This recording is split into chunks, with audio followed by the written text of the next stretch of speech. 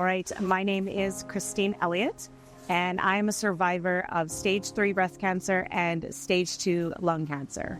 Stage 1A breast cancer with a rare brain tumor called an oligodendroglioma with breast cancer.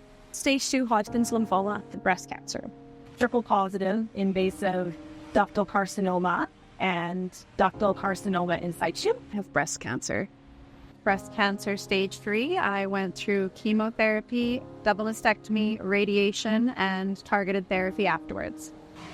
The hardest part for me about my diagnosis was actually telling my family, especially my husband and my 2 kids and my granddaughter. My husband he was out of town for business when I found the thing and got told, basically. Yeah.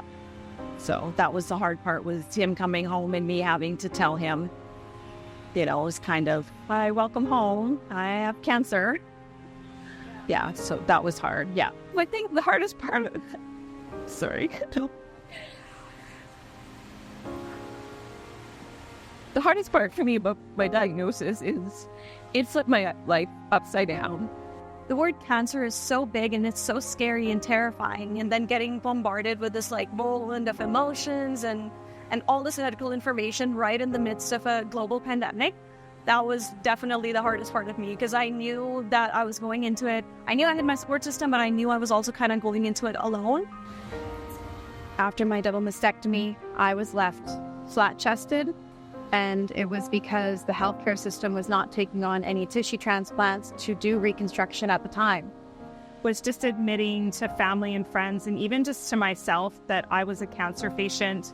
Saying the words, I have a brain tumor, was really difficult to come to terms with. Telling our son, we have a 15-year-old son, and we had lost a friend to cancer 2 days before my diagnosis. So telling him was very difficult. Grappling with the fact that I may not be here to watch my son grow up. Not knowing what the future had in store for us was terrifying. Thinking he might grow up without a mom. It would have been just the mental parts, just knowing that you have something that could end your life.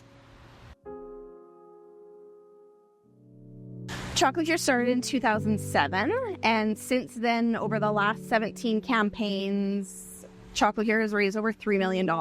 What we are doing is buying equipment for the Saskatoon Cancer Centre that wouldn't otherwise be funded through the government. And so we are purchasing, whether it be a piece of technology or a piece of equipment. And we have had people on our committee that have then benefited from that equipment. And that's a really cool thing to see, that all the money that is raised goes to something that stays in Saskatoon and supports the members of our community. One time at one of these sipping shops, 2 young nurses were there, and they commented on how the new equipment was affecting their everyday, as it was making their lives a lot easier for treating the patients. So I realized then that wasn't just the patients, it was also the staff and doctors at the Saskatoon Cancer Centre that were being helped by our initiatives.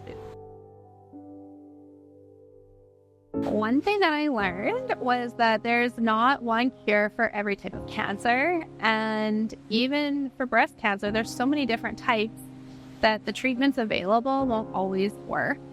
Cancer doesn't necessarily present itself as a lump all the time. For me, it presented as an indentation in my breast. So it wasn't actually a lump that I saw or felt, but everyone is just so used to breast cancer being associated with a lump. And that is not how I discovered mine. You will find the strength. You have no idea how strong you are until you are pushed to that point, to that brink. I can remember these times where I thought I didn't have an iota of strength or bravery left, and yet I found the strength, and you will too.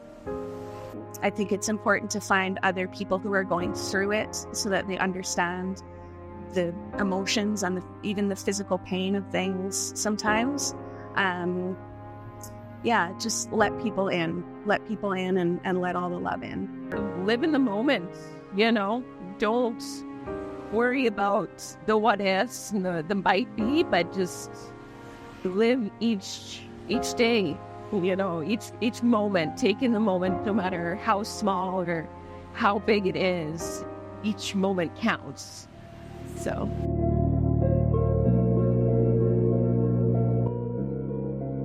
It doesn't strike particular people. It's not an old person's disease, it affects everyone of all ages. And